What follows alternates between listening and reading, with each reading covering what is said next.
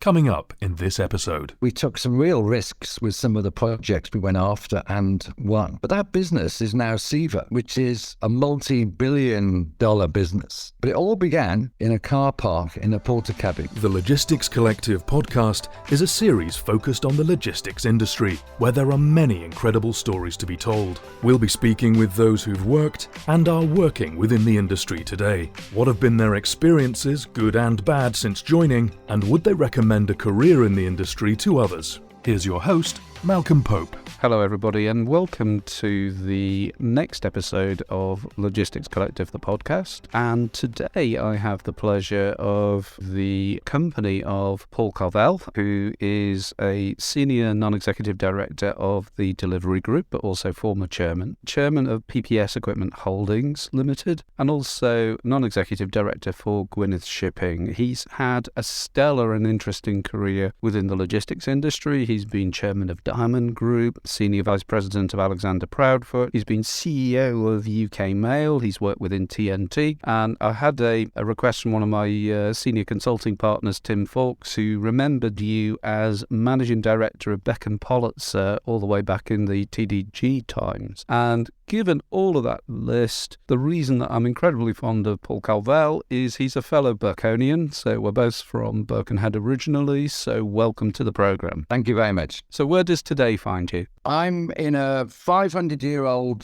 farmhouse in Shrewsbury, just outside Shrewsbury, where I moved in about, 3 weeks ago. Yeah. How many boxes have you got to unpack? We're there. We are there. You really have done incredibly well. We are genuinely here, yeah. We kicked off on the day and we worked around the clock before we went on holiday, and then when we came back we finished it off, so it's all done. It looks pretty impressive. Fantastic. So what has working and what does working in the logistics and supply chain industry mean to you? Well, I guess it's been my life. It's been everything. It's been a source of income, and it's allowed me to meet some incredibly bright people. It's allowed me to travel. It's allowed me to be part of something in terms of growth and growing businesses, developing businesses, changing businesses.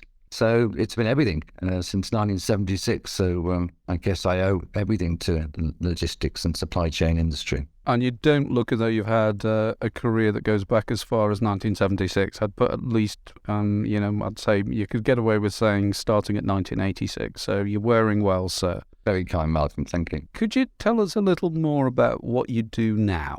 Okay, well, I guess going back a little bit, back maybe 10 years ago, I decided that the executive day-to-day life was probably not for me. So I started becoming, non-exec, taking on non-exec roles. And so today, as you highlighted, I've got 3 non-exec roles, which keep me busy enough, but I'm not involved, as it were, in the day-to-day, more the kind of strategic stuff.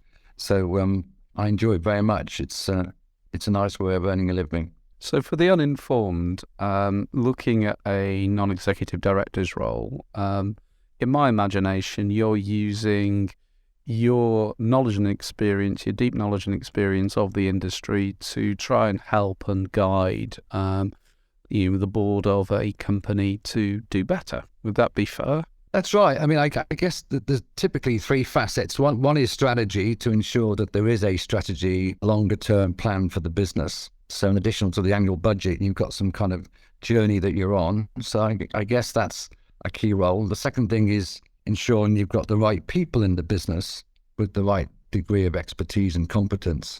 And then the third bit really is governance, to ensure that the business is running as it should do, within the laws of the land and within the financial laws of the land. So it's about people, about strategy, and it's about governance. Thanks, Paul. I want to go back in my time machine now, and I want to imagine Paul as a child. And I want to ask, what was your dream job when you were a child? When you started, what did you want to be? As a child, if I'm being perfectly honest, I think I wanted to be a musician. And what is it that you wanted to play? Oh, definitely a guitar. Like yourself, Birkenhead, just across the river from Liverpool. And when I was 8 or 9, everywhere you went, it was all music. Everything was about the music. The Beatles had started. All the other groups were forming around the Wirral and on Merseyside. And I just always thought, wow, what a great living, traveling around, playing guitars, making music. So if I'm being honest, that would have been something I would have loved to have pursued as a career. It never happened. Can you play any musical instruments? I can. I can play guitar, and I take lessons every week. Fantastic. So I'm getting better. I'll never be there, but I'm getting better. Well, I torture my local cats with my clarinet, so there you go.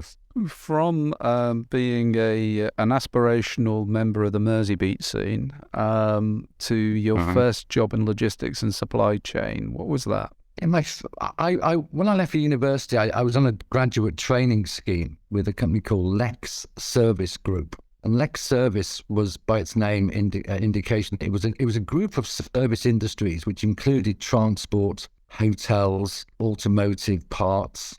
You had the Volvo franchise for the UK and electronic microchip type stuff. So it was a bit of a conglomerate, a service conglomerate. And I joined the transport side of the business. And having sort of spent about 18 months traveling around different sides of the business, I became a marketing analyst. So my first proper job was a marketing analyst, working for the sales and marketing director of Lex Transportation and looking at things like acquisitions, analysing the market, analysing trends in the market, based in a tiny office in Hatfield. You obviously a great learning experience, a lot to cover there, and that must have piqued your interest. I mean, what are you most passionate about now for the industry? What really gets you fired up for the moment? Well, I guess the two main things that keep cropping up. One is the quality of people, getting the right people into the industry with the right skills and the right passion and the right enthusiasm and energy to drive the business forward. And I think the other area which keeps coming back to me is more collaboration. Sure. Businesses working together rather than necessarily competing all the time. And we've seen some good examples when companies can work together, they can create something quite special. I mean, that would be one of my key reflections, really, that despite some of the fantastic technology that we do have in place within the logistics industry, that sort of connectivity either within a single logistics service provider or across the industry doesn't exist. And so therefore we get a lot of inefficiency as a result of that. Exactly. And I guess if you look at the retail home delivery, that must be the classic situation where you've got a load of vans, half full, inefficient, following each other up and down people's streets, making no money and reducing the margin. So yeah, I think collaboration would be a big goal if ever I could have more control over the industry. I'd certainly agree with this, and from a very parochial view, I live in a little cul-de-sac of 5 houses, and I did a count one day of how many home delivery vehicles were coming in and out of the cul-de-sac I live, and in one day there were 15 various sprinter vans and transit vans coming in to make a delivery. 15 for a very small cul-de-sac, which I thought was astounding. Yeah, I agree. And I guess with the growth of home delivery, which has grown probably since the pandemic, the problem gets bigger for the retailers because they reduce their margin, as you know, on home delivery, sure, as opposed to store pickup. And as it's grown, the impact of that is getting larger and larger. So, it needs sorting out. It is ridiculous that they're all following each other around, all being inefficient. Someone can't come to grips with that. So if we waved a magic wand and we put you in control, what would you do? I'd get all the key players around the table and, with some kind of Chatham House type rule, and just get the debate going of how they can work more clearly together, whilst at the same time maintaining their competitive edge for the consumer. I certainly agree with you, Paul. I think this is a challenge for the future. It's not just, let's say, within contract or within company optimization. If we're to take on successfully the challenge of climate change, we've got to start thinking outside of the box. So I absolutely agree with the approach or suggested approach that you would take. And I'm not too sure the consumer ultimately is that worried which van turns up outside, as long as it's got the right product at the right temperature or in the right quantity, and there hasn't been too much substitution. I don't generally think that they would be that concerned. No, and I think an awful lot of the an awful lot of the vehicles delivering certainly to ourselves are non-liveried anyway. They're white vans. Exactly. Big challenge. So thinking across a stunning career, what's been your best career experience so far? You know, I was thinking about this. There's a couple of things which I look back on with great pride and enjoyed both, I guess, equally, but from a different perspective. The first one was back in the late 80s when a small group of us were running something called TNT Contract Services. Okay. And we operated out of a porter cabin in a car park in Atherstone in the Midlands. And we were the tiny division of the parcels industry. So, yeah, TNT was well known for its parcels and its same day and its international. A group of us were brought in to run something called TNT Contract Services, which was a fledgling logistics business, third-party logistics business. And that team was quite unique, and we took some real risks with some of the projects we went after and won. But that business is now Seva. Wow. Which is a multi-billion-dollar business. Yeah. But it all began in a car park in a porter cabin. I never appreciated that because, I mean, in the past I've had Seva as a logistics service provider and also a global freight forwarder working for me. So I now understand a little bit more about where it came from. And I think it's that entrepreneurial spirit I think that we need to capture and have more on within the industry. I agree. And I remember we kicked off with 2 automotive contracts, which we kind of got because of the overnight parts delivery. Cow and Gate, the baby food. And literally from there, we just went into the brewery industry with Boddingtons. We went into the retail industry with Budgeons. We went into the wines and spirits industry with a number of different companies and just basically spread the skill base across a number of different sectors with some innovation, some automation, some technology. And that business grew rapidly and, as I say, eventually ended up as Seva. The second most enjoyable bit was CEO of Business Post, which was latterly named UK Mail and is now owned by DHL. But in my day, it was a one-trick pony. It was on the stock market.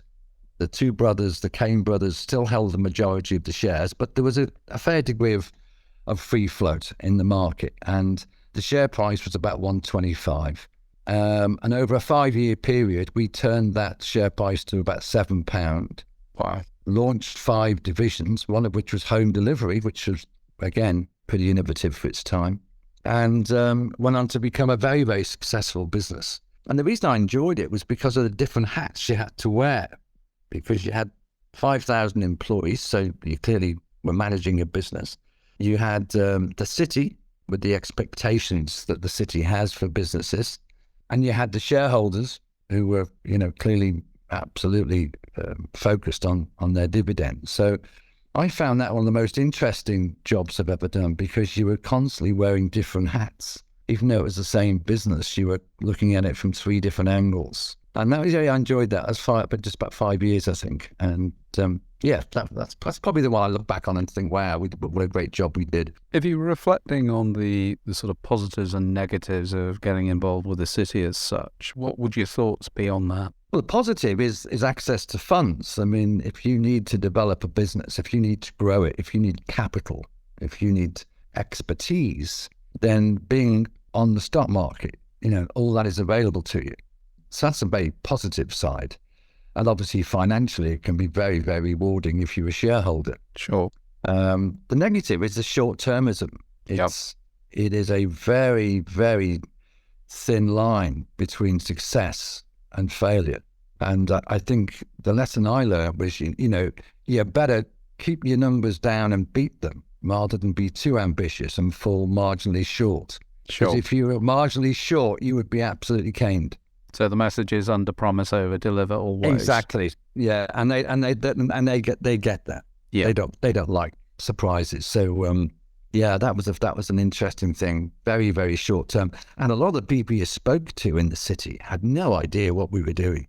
I mean, it was frightening at the lack of research and preparation that some of these investors had put into the meetings. Do you think the sector's undervalued? Because I reflect on it. My view is that it is, because, the wonders of, if you like, let's say Amazon. I look at that, the reality of it is, and say, fantastic achievements. Yes, it's got its pluses and minuses, every single business activity does. But it's a logistics platform with a self-serve marketing website on the front of it that allows you to buy. And so therefore it gets, a massive valuation. And yet we look at most of the capabilities of Amazon have existed in the market for a long time. Yeah. I just wonder in terms of, how we value our logistics industry. Well, I have to say, I think some of the valuations that are out there at the moment are pretty racy. I'd agree with you. Some years ago, I think the kind of multiples that logistics, transport type businesses were getting were pretty low. We're talking 3, 4 times, 5 times EBITDA. Incredible. But now, I mean, you've only got to look at what Clipper has been sold for. Pure play, e-com, fulfillment business with a returns bolt-on. Sure. Yeah, GXO are paying something, or XPO, I forget which one it was. GXO. They're paying something like $1 billion for it. Yeah. That is incredible. And therefore, I think the expertise and the skill and the intellectual property and the technology that's embedded in the modern day logistics business is now being valued alongside its peers, and is no longer the Aunt Sally of the industry, which it certainly was when I joined it. Same view from me. So we've talked about the best. What might be your worst career experience if you talk about it? My worst career experience is with the old TDG, Transport Development Group, when I was indeed, as you alluded to, the MD of Beck & Politzer. And we had a warehouse which we'd operated for one of the breweries. And it was in Enfield, and it was a regional distribution centre, and it won every accolade that could be thrown at it. It was always winning, awards for the best this and the quickest that and the best quality. And it was just a beautiful operation in Enfield, and was looking after the kind of southeast of England for the brewery. And then they decided they wanted a national distribution centre. They were going to do away with the regionals and go national. So we, as an incumbent regional player, were given the opportunity to go and tender for the national distribution centre. And we won it. That's the good news. And we managed to find a warehouse in Daventry, which had been an old Argos warehouse. It was enormous. I don't know how big it was. It was massive, but it needed to be to hold a national stock for this brewer. Sure. So we decided, a part of our approach would be technology, that we'd have onboard computing on the forklift trucks. We would use all the modern day technology that existed. And we're going back into the 90s here. And so we found a warehouse. We'd done the warehouse design and plan. We'd got the latest technology. We had a wonderful rollout plan to gradually start taking stock into the warehouse so that we could get all the training done for the onboard computers and the forklift drivers and everyone else. So it was a beautiful plan, absolutely worked out to precision. And it was kind of just pre-summer, sort of early summer. Oh, Paul, it's all sounding pretty wonderful so far. It is, and I'm thinking, wow, this is a big job. We're going to make a lot of money. TDG are going to love Beck & Politzer, and we had our management team in place. And then the sun shone. It was like a heat wave suddenly happened. And the brewery rang our GM, who'd only been in the job for about 3 weeks, and asked him, could he take in a bit of stock? Because they were running out of capacity. Ooh, hey. So he said, trying to please the customer, which at the end of the day, one has to do. For sure. He said, yeah, we've got plenty of space here. We can take a bit of stock in. Anyway, I got a call to say, Paul, you better come down to Daventry. So why? He said, because you can't move. There's Eddie Stobart vehicles parked all the way from our warehouse down to the M1. So So I jumped into my motor car and went down to Daventry from Coles Hill, where our head office was. And sure enough, you could not move. There was a tail of Stobart vehicles all the way back, and they were being unloaded. I mean, they weren't standing still. They were being unloaded. And when I went into the warehouse, you couldn't move for pallets of booze.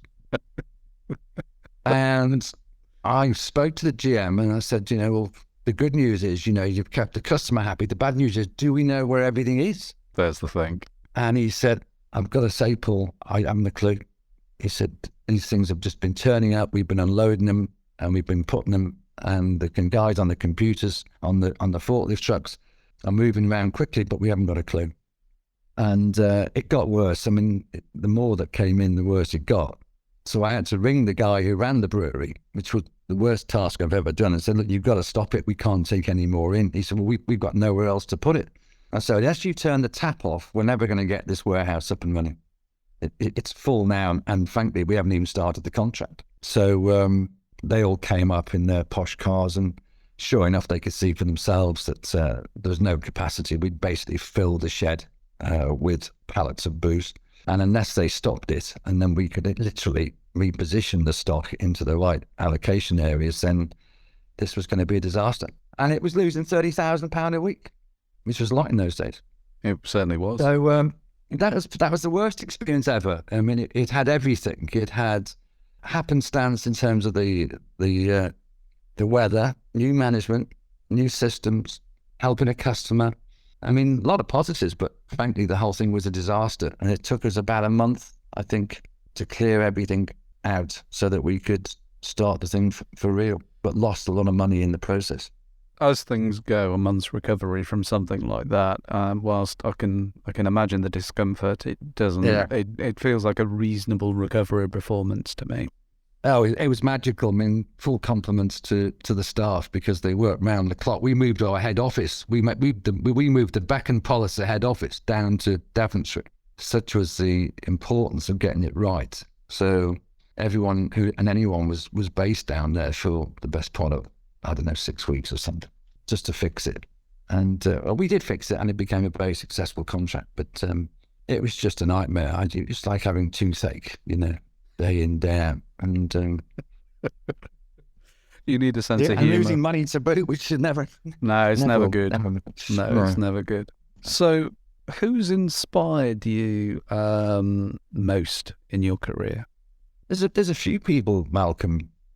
I mean, when you've been around 46 years, obviously you've met a lot of interesting people and inspirational people. I think going back 30 years or so, people like Alan Jones, Colin Milbanks, people running the parcel businesses in those days, that they were innovators, they were creative. They were trying things out. They were inventing new services. They were creating stuff from virtually nothing. And looking around the world at other operators to see what they were up to and emanating them and introducing new services to the UK. So I think there was a group like that. People like John Harvey, who had Tibbet and Britain, and they were creating new stuff. For sure. And still are, they're still very much part and parcel of the industry, and wonderful people to meet and to listen to. So I was at lots of them. There's a guy called Brian Bolam I worked with, both at TNT and also GE Capital, which was the Penske operation. Brian was an amazing team builder, team player, creator. So I've met some wonderful people. Sadly, these days, there's less of them around. Yeah. There were those days, that these guys were innovators, they were creative, and they took risks. I think these days there's less of those kind of people around. How do we connect the wisdom of the generations? Because it's that sort of Groundhog Day effect. Because quite often I look at the industry and said, you do things to move to improvement, and then you might go back somewhere, say 20 years later. For me, it was about putting best practice in terms of performance management and relationship management, and then you'll go back, have the opportunity to go and reflect back 20 years later, and you see that all of the good practice has evaporated. How do we actually ensure that if you like, those that are coming into the industry have the benefit of the wonderful experience and wisdom of those that have been here for a long time. Oh, well, I guess the board system of having non-execs, people who are experienced but are not involved necessarily in the day-to-day, but have been through a whole series of recessions, inflation, transport being at the back end of the queue to being at the front. So the reality is what we're facing now. A lot of us have seen very similar, perhaps in different form before, and we learned how to cope with it. Exactly. I remember in the pre-COVID conversations, we were wondering how we were going to cope. And because I remember the 3-day working week and things like that, we were able to put ideas on the table that none of the youngsters had ever come across. They'd never experienced it. So, I think, without making it sound like Father Time, I think a combination of the youth and energy and expertise, and particular technological expertise of the new generation, coupled with the experience of people who've seen the ups and downs of industry on a macro scale and on a micro scale, I think a combination of the two is a very useful thing. And the role of the non-exec, therefore, in that situation, I think is important. I'd agree with you. Certainly it's important for within the business you're non-exec for. But I do have a question in my mind more broadly across the industry as to how that might happen. But we can't solve everything. No, you can't. So, Paul, thinking perhaps about the more recent past, have there been particular challenges that you've had to address and you really bring solutions and rapid solutions? Because we're living in what seems to be a more volatile and on occasion slightly crazy world. Is there any reflection that you have on that? Interesting, and it's an interesting case study. Just at the beginning of COVID, it was March the 23rd, I was invited to chair a committee with Deloitte and all manner of the good and the great. And it was all around testing, the COVID's testing requirements. The government clearly needed to have some kind of benchmark, and they were trying to find ways of doing a controlled collection operation of COVID tests so they could monitor what was going on across the country. And it became quite apparent to me that the scale of it was such that no one company could do it. It required a collaborative venture. So I rang all the CEOs and MDs of the various parcel carriers around the UK, and I'm pleased to say they all took the call, despite the fact they were very busy with online deliveries. And I explained that we were trying to set up an operation that would collect COVID tests across the country, and that we'd be part of something very special in terms of determining the R level across the country. They all said, bar one, they all said yes. Wonderful. And so essentially we pulled together these carriers. The delivery group put together an IT platform, and literally we were able to undertake tens of thousands of collections on a daily basis of samples. And in my experience, it's the first time that the industry, the parcel industry, had ever worked together to a common goal. We alluded to right at the beginning about the competitive nature of the industry. Sure. But this was the first time, these companies were going to work together with us, with TDG collating the whole operation centrally. So that was great news, and we were all very excited about the fact that everyone was going to do their part. And I remember just before it was about to go live, we were told it had to be done under cold chain conditions, and that was something we had never planned for. But thankfully, with our experience and our contacts, we were able to pull together millions of ice boxes and industrial freezers and units that can keep the temperature between 2 and 8. Literally, within the space of a few weeks, we were up and running with a national cold chain operation for the first time ever. And it was a great success, and you could see it on the TV, each time the study happened, the R number would be used, and that R number was coming from the collection samples that we were doing as a consortium. In fact, we actually called it the Carrier Consortium, and it was a great success, and gives me a lot of hope that the industry can work together for the common good. What lessons do you think were learned as a result of this collaboration? Because collaborations can be tough. I think you play to strengths. Certain carriers have strengths in certain parts of the UK. They have different volume dynamics. So we were literally trying to play the strengths of each of the carriers and not overloading them in areas where they were under pressure themselves. So it was really about listening to where they were strong, where they were less strong, and making sure that the collection operation reflected that. So it was just listening really, and making sure we work within their resource levels and their capacities. And the computer system we had was able to do that on a daily basis. So it's like scheduling dynamically, if you like. Yeah. We don't reflect sometimes on what logistics and supply chain does, and we don't reflect on occasion the work that we do is, some of it is about actually keeping people well and keeping them alive. And so it's notable, and certainly from my little old self, I'd like to say thank you to you and all at the delivery group and all that were part of the consortium.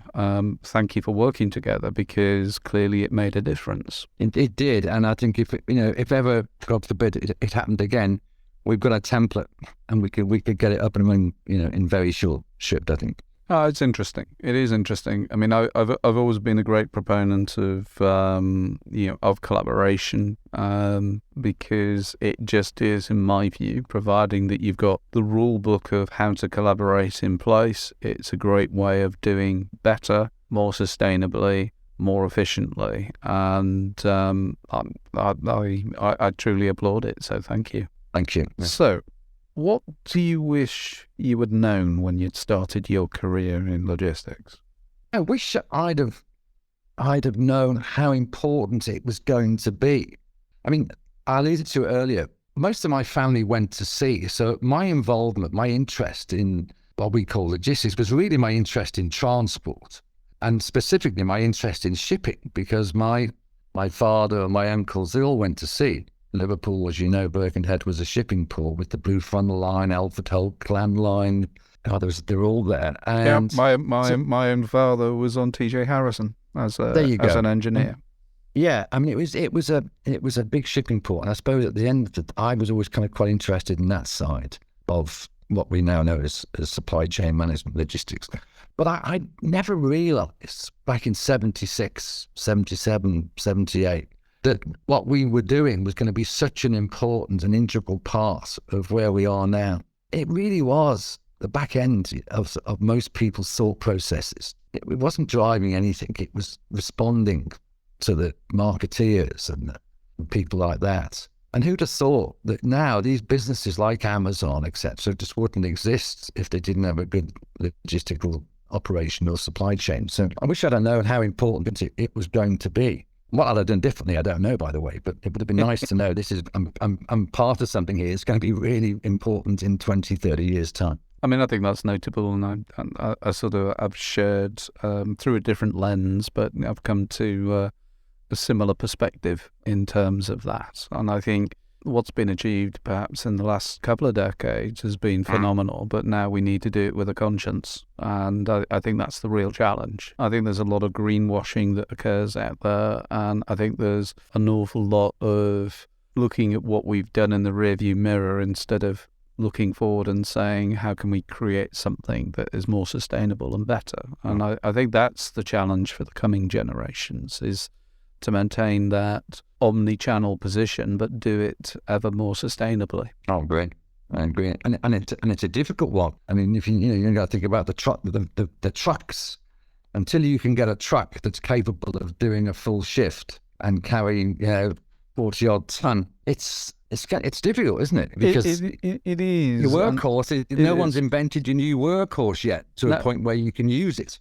And I think to a large extent, my observation of the industry is that it tends to get stuck in the ruts of, again, I said Groundhog Day before, but it is, it's repeatable repeatable patterns. And I think the introduction of more intelligence, whether it be human or artificial within the industry, would be a help to that. But okay, you might have a truck that has a range between refueling of, say, 500 miles, might be 800 miles, depends on the size of the fuel tank. A battery-powered vehicle in the interim is not going to have that. So what do you do? Well, actually, you look at more trailer exchanges, you look at the algorithms of your transport management system and begin to change them. Yeah. I think there's a double opportunity within that, which says if an industry is struggling to recruit drivers because fundamentally the job does not seem attractive, change the form of the job to be attractive, which means going into your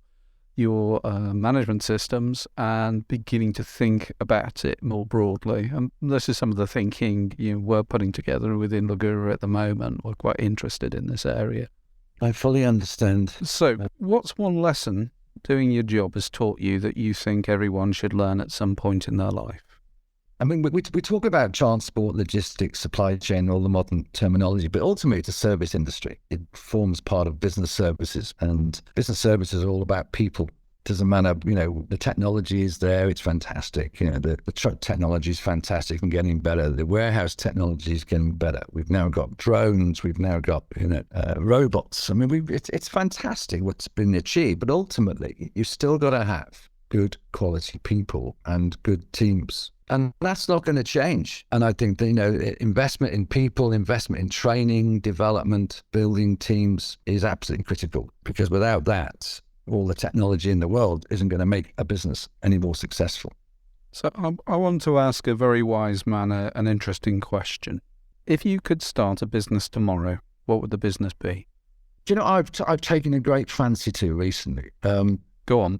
I'd still be in the logistics industry, because I think that's kind of where I'm at. But I think bicycles, delivering product on bikes. We talked about sustainability. I've seen a number of operations over the past year or two, and they're fantastic. What people are doing these days in urban environments with bikes, doing final mile delivery.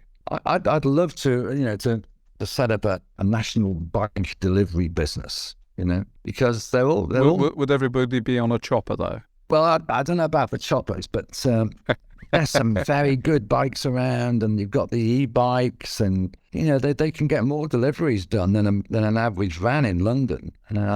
So, yeah, if I was literally going to do something new, I think I'd be personally investing in a national bike delivery operation, running within sort of 5 miles of most town centres. And then you get the consolidation of delivery, you get the efficiency, you've got the low cost, you've got sustainability and environmentally friendly.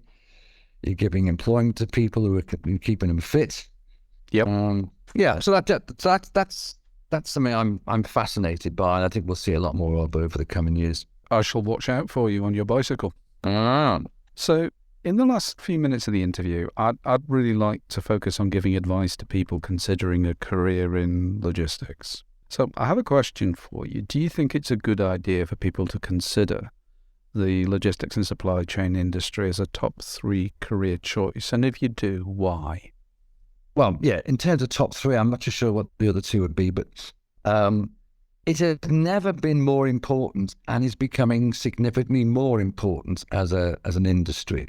So if you're going to do something that's relevant to commercial, financial, and environmental kind of traits, then logistics is going to have to be the industry to be in. And we alluded to earlier on about the Amazons of this world, but they're fundamentally logistics businesses. And so, yeah, I would say if you want to be a part of something that's exciting, that's relevant, then logistics has to be in the top 3. Thanks for that, Paul. So what advice would you give to somebody just starting out? How would somebody that's really interested in a career in logistics, how would they find out more? I have to say, I've been a part of it for many years, and I've been on various committees over the years. But I would think the Chartered Institute of Logistics and Transport would be the go-to place. For sure, it was really helpful in the early part of my career. Yeah, I mean, you are working, if you get involved with it, you're around people who are running really important businesses and companies, you're learning from them, you're getting involved with them. There's the educational side, there's the career side, there's the recruitment side. I mean, everything is there. So if I was giving any advice, I'd say, to sign up. It's not expensive to join, and you will be part of an industry and feel a part of an industry that will propel your career whatever direction you want it to go. And I think you'd agree with me, it is a superb industry to work within.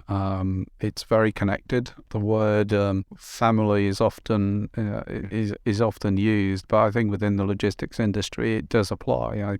I've seen a huge amount of kindness and support from people within the industry through my career. Yeah, I think there's a lot of respect for each other. And I think that's important, isn't it? Yeah, I like the family thing, but there's a lot of competition in the industry. There always has been. Doesn't matter whether you're in parcels or mail or supply chain, logistics, transport, shipping. There's a lot of competition, but there is a respect, and I find that important. You may be talking to your competitors, but there is a respect in this industry, and long may it continue. Paul, on that note, I'd like to thank you so much for agreeing to be interviewed today. I've really enjoyed our conversation. I think you're one of the industry's stars. I've watched you from a distance and more closely in terms of what you've done throughout, and I think you should be reflecting back and saying, well, wow, this has been a wonderful ride. So thank you so much for being part of this. Thank you very much, Malcolm. It's been a delight to talk to you. Thank you very much. So if anybody wants to find out more about the people that we interview across the industry, please feel free to go to www.logisticscollective.com. We now have a new platform for all of our podcasts. You can set alerts to when we're issuing new interviews. There's one just about to come out shortly, and we support all of the most common podcast platforms as well. I hope you've enjoyed this latest edition of Logistics Collective, the podcast, and I look forward to talking to you again in the near future. You can get in contact by email, podcast@logisticscollective.com, or leave a voice message on our website, logisticscollective.com. The podcast is a production by Le Guru.